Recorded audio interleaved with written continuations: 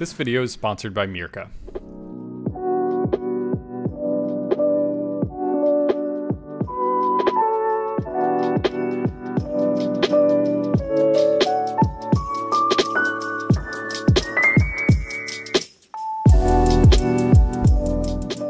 Hey everyone, welcome back to the workshop. Michael Alm here. This week I'm working on possibly my most challenging piece of furniture to date.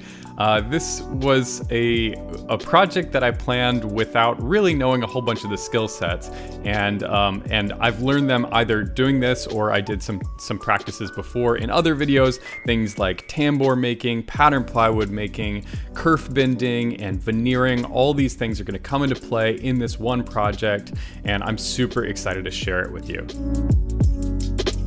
As you may notice, I am borrowing some footage from a previous video that I put out. I put out a video on the Shaper Origin, which is the tool that I have in my hands right here. It's a handheld CNC machine, and I go through in detail how I made these tracks in that video. For this video, we're gonna start with the tracks already made, and we're gonna go from there. With the tracks all routed out from the Shaper Origin, I could cut the boards into individual pieces, and then I just used that middle section for the vertical supports. I used the crosscut sled on my table saw with a stop block to make sure all of the vertical supports were exactly the same size. Then after that, they could just slot right into place.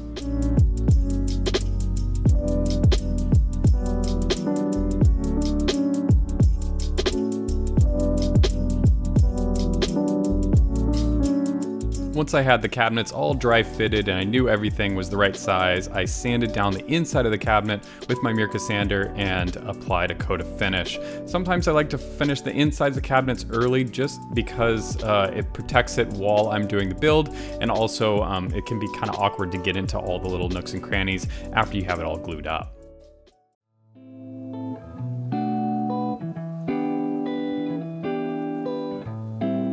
So now we're moving on to the tambour section. So tambour is what you see in roll top desks. It's basically a bunch of wood slats that are glued together, and they have a fabric backer on the back of them.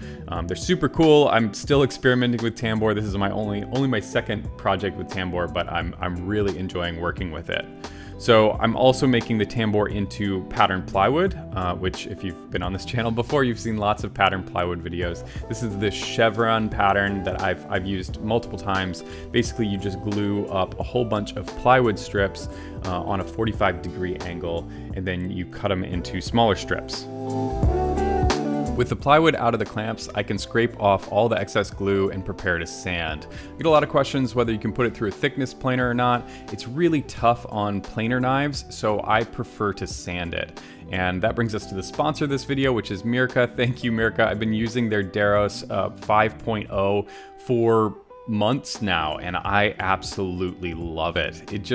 It cuts through that plywood, even end grain plywood, really, really nicely. And Mirka has a whole sanding system, including an extractor. It's a dustless system, and they also have this amazing sandpaper called Abranet.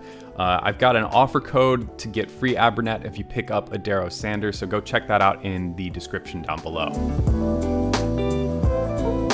For this tambour, I have to make a lot of strips, and so I think I made 4 panels, and I just stacked them up against each other to make the first 45-degree cut, and then I can go to my table saw with a special push stick. This has a 45-degree angle on it, and I can just batch out a whole bunch of strips from there.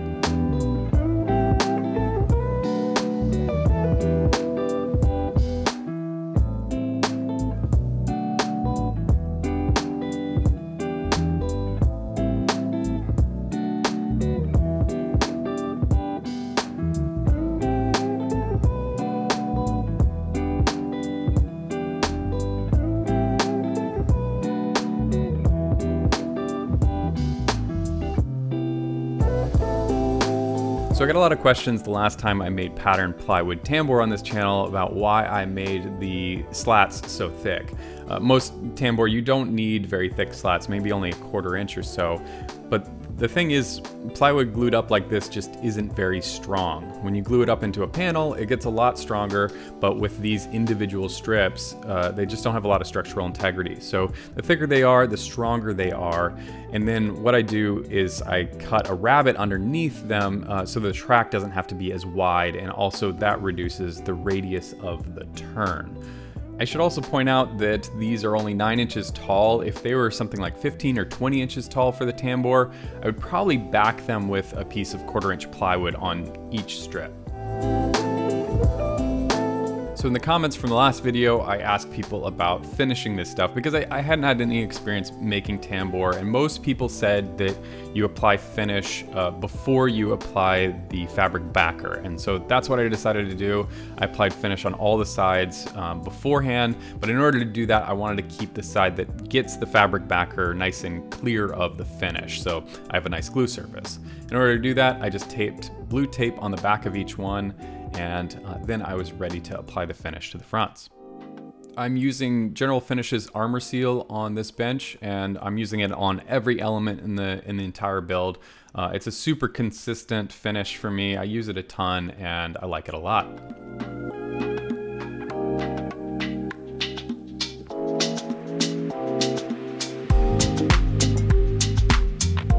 While waiting for the Tambour to dry, I went over to Shaper Origin and milled out some handles. The handle design for this sort of mimics the Tambour as it wraps around, and I wanted to do a little bit of inlay in them so I can actually inlay the handles. They'll be nice and strong.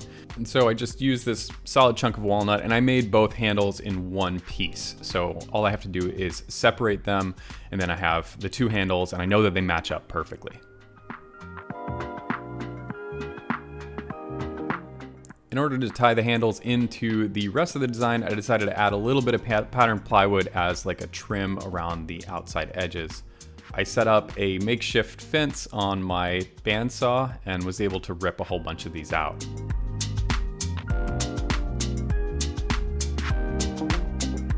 Since these strips were super fragile, I decided to make a little jig for my handsaw so I didn't have to put them through my table saw. I think the table saw would have just destroyed these things in a second, so didn't take any time at all. Put this little jig together and it worked great.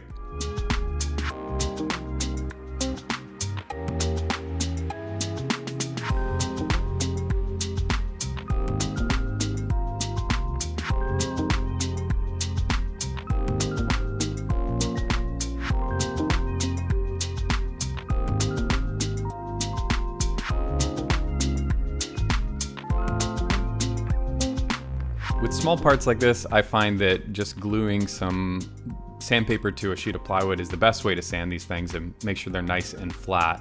And once they were flat, I could then trim away the little excess bits that are there on that rabbet. So the handles were almost done at this point, but I realized that I needed to add a little stop in there. When I routed out the track, I left a little section in there to act as a stop. So all I needed to do now was trim out the rabbet deep enough so that the handles met perfectly in the center.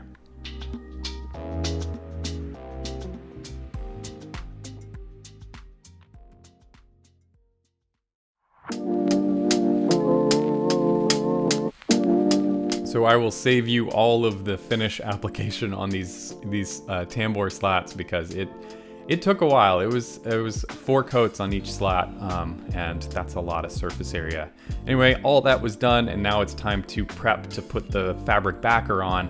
I used the same jig that I used in the previous video. It's just made out of some regular framing lumber that I cut down to the same thickness as the slats, and then I have this little cap on the end that holds it nice and tight. I gave the back of the slats a fresh sanding just to make sure everything was nice and level, and then I taped out the track area. I didn't want any of the fabric to be inside the tracks because I thought that would cause sort of abrasion on the fabric and wear it down over time. The fabric that I'm using is drop cloth, just bought at a big box store. This is painter's drop cloth, nothing expensive, but it's kind of a perfect material for this. with plenty of glue applied to the back of it. And I have to stress that you need a lot of glue because the fabric absorbs a lot of glue and the pattern plywood absorbs a lot of glue. With that glue applied, I was able to iron it out nice and flat and then trim off the excess.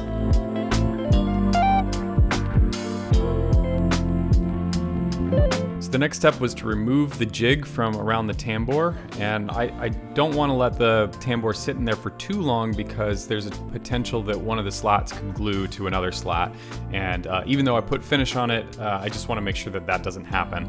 So I removed the tambour and flexed all the pieces individually to make sure that I could get it to a point where I could run my finger underneath it and none of them stuck together. After letting both tambour panels dry overnight, I came back and peeled up that blue tape section that I added before, removed the excess, and then rolled them up. I will admit to being pretty nervous to put these in the tracks for the first time. There was a whole bunch of planning that went into this, but there wasn't a whole lot of proof of concept until they were actually made. So this is my first trial, and I would say it went pretty well.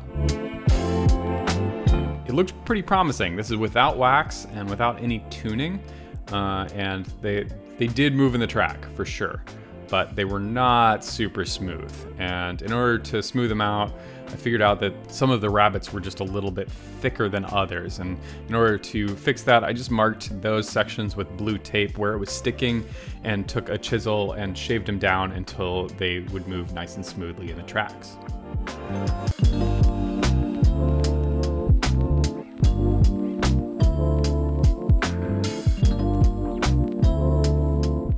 With the tambour running smoothly, I could now glue in all the elements that make up the center section of this bench.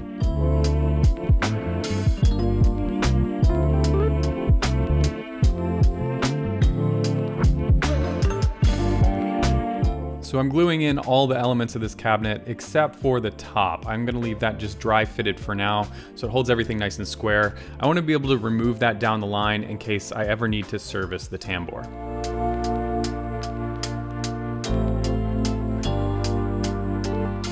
With the cabinet all dry, I could remove the top and add hardwood edge banding. This is just 1/8 inch edge banding that I cut on my table saw, and I like to hold that down with my Rockler bandy clamps.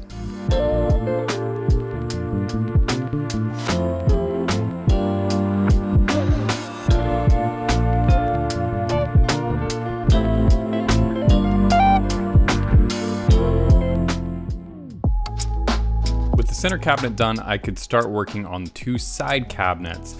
And in order to do that, I need to make 4 molds. So I found 4 pieces of plywood in my shop and cut them all down the same size, taped them together, and then rounded that corner. The purpose of this is as a mold for kerf bending, which this is my second project doing kerf bending. You may have seen the project where I built the tambour cabinet for my shop. And this is gonna be my second attempt. That was actually kind of a bit of a test for this whole build. I'm still a little new to kerf bending, but I'm pretty excited to have it in my arsenal of things that I can do in the shop. So I've drilled out these holes with a hole saw just to make room for clamps to go in once I have the actual kerfs made. So once the molds are done, I can prep the walnut plywood that will make up the sides of the cabinets. With the panels cut to rough size, I lined the area where the kerfs were going to be cut with blue tape. The logic of this was to prevent tear out, but it didn't end up being necessary in the end. In terms of the spacing of the kerfs themselves, I just spaced it out my blade width, so it's an 1/8 inch blade width with an 1/8 inch space in between. There's no math involved this, I just kind of picked that because it'll give me the most gradual curve. I debated for a long time about what glue to use inside of these kerfs. I read a whole bunch of stuff, and I just ended up going with regular wood glue. If this panel didn't have a back on it and didn't have a top on it, I probably would be more concerned about the strength of the wood glue, but because it's going to be reinforced, I figured this was the easiest option. One downside to it was because the wood glue was so thick, it took probably 4 or 5 days for it to dry, which was not great.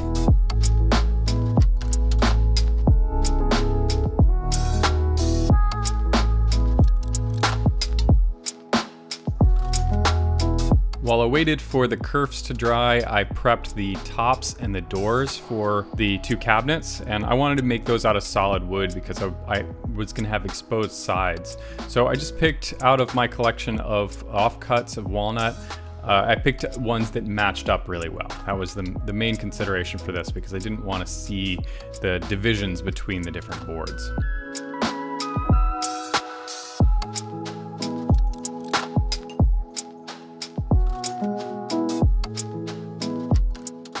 So 4 to 5 days later, I came back to the kerfs, and I really don't recommend lining these cuts with blue tape. I mean, it prevented the tear out probably, but it also left tons of blue tape in the little nooks and crannies of it.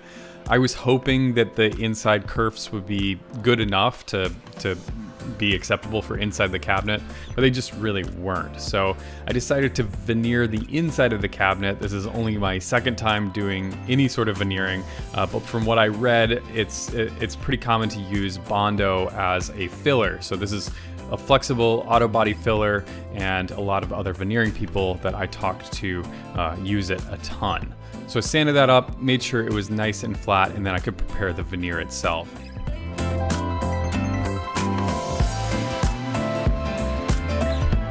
With the veneer cut to size, I could use contact cement to get it to adhere.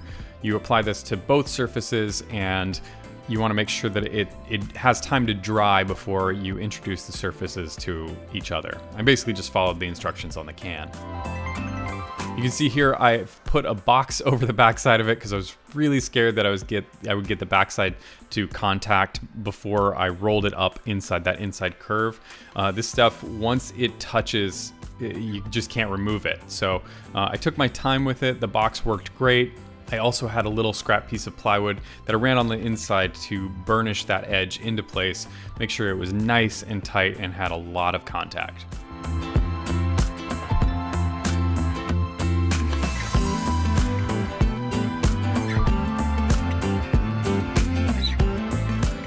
I intentionally made these sides a little bit longer than they needed to be, and that way, if anything went weird with the veneering, if it got off at all, I could just trim it down to the correct width.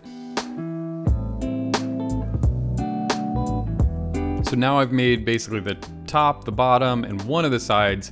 In order to complete this rectangle, I took the tops, set it up, and measured out what size plywood I needed, and then I just cut it on my table saw.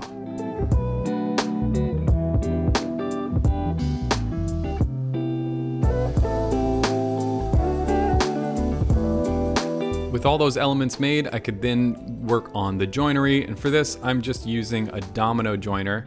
You'll notice that I'm only putting 2 dominoes in per side. This is because there's going to be more dominoes in to connect the cabinet, and I didn't want to conflict with those. This should be plenty strong for this application.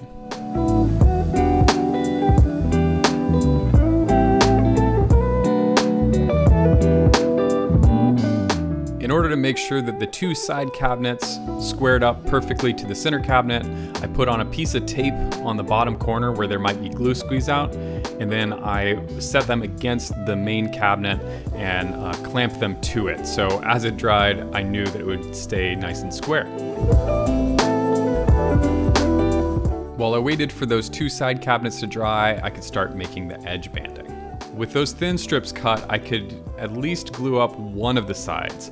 But the problem is I had that curve in there, and I thought about this for a while, thought about doing a segment or a whole bunch of different ideas. But what I came up with was just cut a piece of wood that was wide enough to cover that whole radius, and then I could trace it out on the cabinet itself and then rough cut that on the bandsaw.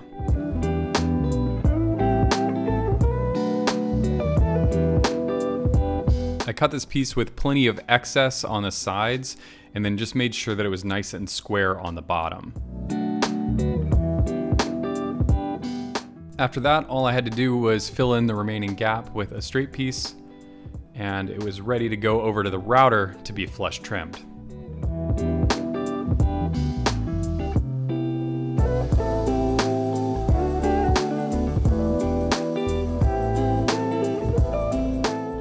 You're gonna start to notice a theme with all these parts that I've made, and that is that I've made them a little bit too big, and then I'm gonna trim them to fit.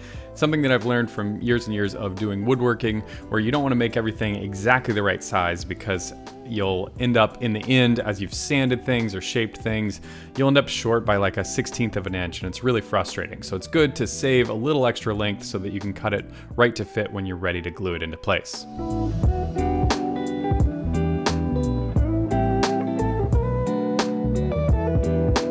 I used my domino joiner once again to join the top to the body of the cabinet, and I've just dry fitted it for now because I want to be able to remove it while I work on the hinges for the door panels. And speaking of which, these are the door panels, and right now I'm just going to trace it out and make sure it's exactly the same size as the opening.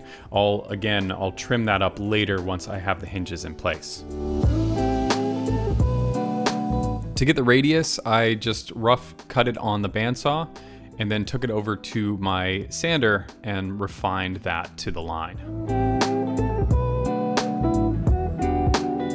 With both doors fitted up, I could start working on the hinges. And you may have noticed that I put out a whole video on how to install these hinges. I felt like there was too much detail to go into for this video, but the hinges that I'm installing are called Sauce Invisible hinges. They're really beautiful. They're great for this application. And I built my own jig to install them. And again, that video goes into full detail. So I'll leave a link right here.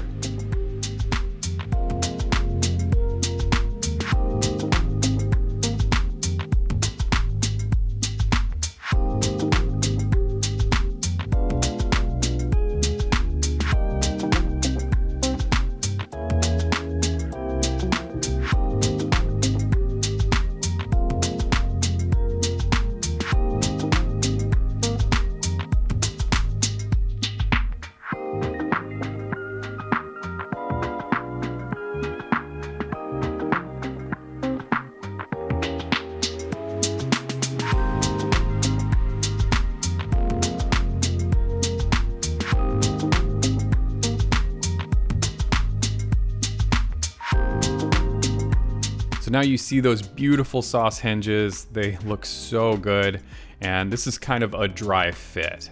As I mentioned before, I made the door panels snug, so once the hinges were in, it didn't close, but that was kind of intentional. I want to trim it to fit, and since these cabinets aren't perfectly square, and just the style of making them makes them a little bit wonky, so I decided to set up the reveals and cut them with my track saw instead, and that worked like a charm. The doors were feeling a little disconnected from the rest of the cabinet, and in order to sort of visually connect them, I decided to add a little bit more of that pattern plywood inlay, basically matching the handles that I'd made for the Tambour, just enlarging them and applying them to the doors.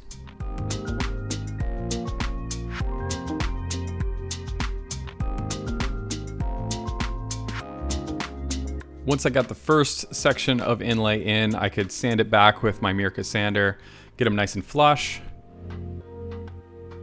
and then trim out those side edges. I intentionally made all of the inlay 1/8 of an inch so that all I have to do is run my table saw kerf through it, and it's the perfect size for all these inlay bits.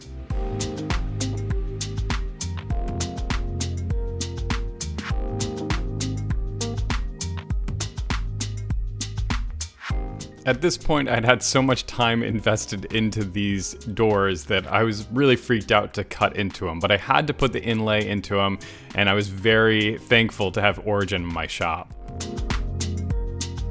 I also decided to cut out the inlay handles at the same time. I had a piece of birch laying around in the shop that I'd had for years and hadn't had a use for it, so it was perfect. Matches the Baltic birch pattern plywood, and I think it looks really good to have that contrasting wood against the walnut.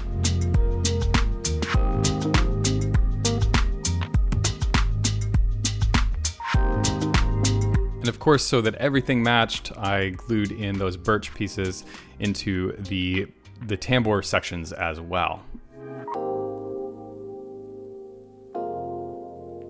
One of the last things to do on these side cabinets is to make room for a back panel. And in order to do that, I just like using a rabbiting bit on my router table. It's got a guide bearing, and all I have to do is run around the perimeter, and then I cut a piece of 1/2-inch plywood to fit into place. The friends that I'm designing this bench for have a toddler in their house, and they made a request that I don't have super sharp edges on the furniture. And honestly, that kind of inspired the whole design of this furniture piece. All the curves, all the soft edges are because I thought it would be an interesting design challenge. And I'm so happy that they gave me that little element to design off of, because I don't think I would have ever built anything quite like this otherwise.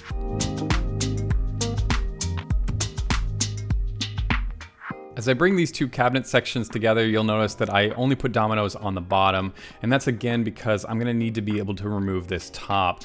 The top needs to be secured somehow, and I decided to use screws on this. I know that people get mad at me whenever I use exposed screws, but with the track in there and the tambour, this really was the only decent solution that I could come up with. So we are now on the home stretch, and the last thing to do is to cut out the apron and legs, and I'm doing all of that out of solid walnut. I really love this portion of the build, and I think it's fun because it's like building a little toy set or something. They just come together really nicely. I've built this style leg many times, and I really like it a lot.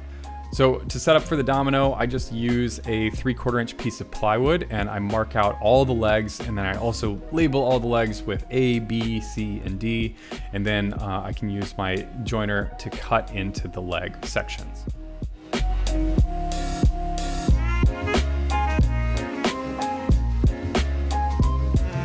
Since this leg assembly has such a wide stance, I'm planning for a 5th leg in the center. And in order to do that, I have to dry fit the entire assembly together first, and then I can measure out for that 5th leg. In order to do this, I like to set one of the legs against the side, measure the full distance, and then I divide that distance in half. I sneak up on this cut. I think I cut it 3 or 4 times just to get it just right, and then once it fits perfectly, I can then go to the domino joiner and join it up.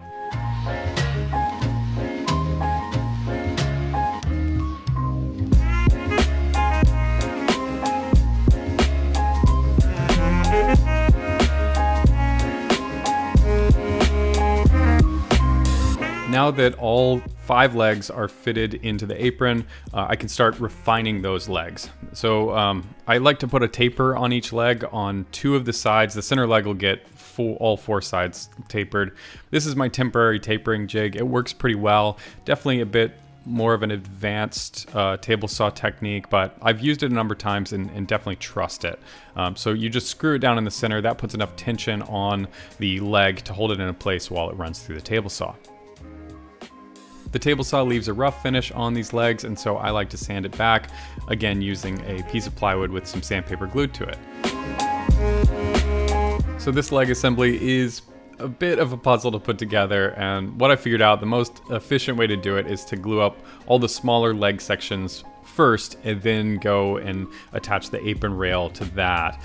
It's a little bit easier when you have those other sections already glued up, so you're not dealing with a whole bunch of individual parts.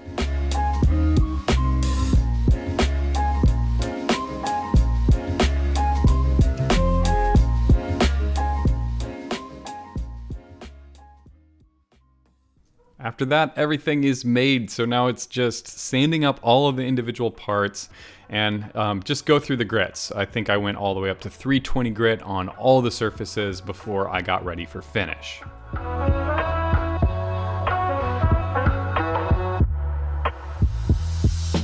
I disassembled all the parts that were still together, and then I could set all that stuff out on the tables in my shop and apply the armor seal as the top coat.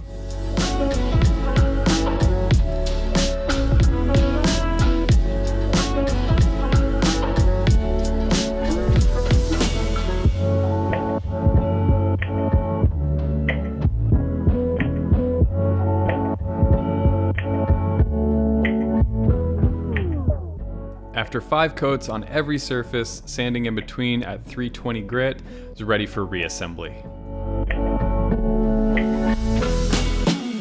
This was quite the engineering feat to get this thing put together. I'm so happy with how well it works. And yeah, I'll just let you guys enjoy its reassembly and emergence as a finished piece of furniture.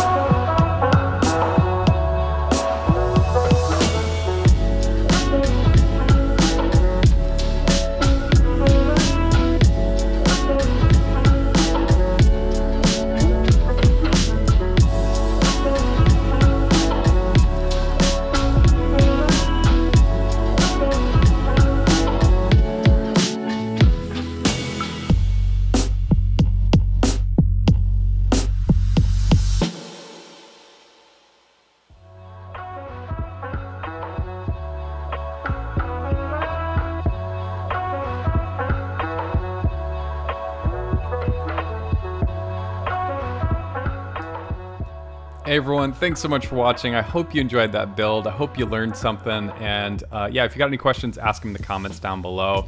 Also, I know I mentioned a bunch of my other videos, just the build up to making this one piece of furniture was a lot. And so I've put together a playlist of all those videos that I mentioned. I've also got them linked in the description down below so you can find them there. Also, this is my shop dog, Winston. Say hey to Winston. If you made it to the end of the video, that's awesome, and give Winston a shout out. Big thank you to my Patreon supporters. As always, you guys are the best. If you want to join the Patreon, there's a link right here. Thanks a lot, and I'll catch you on the next one. Bye.